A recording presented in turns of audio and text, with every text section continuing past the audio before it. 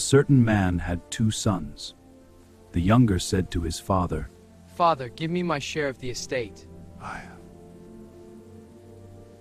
A certain Very well, my son.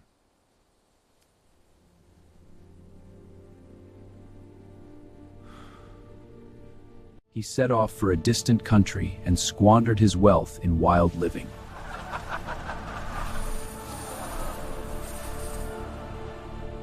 He began to be in need. No one gave him anything.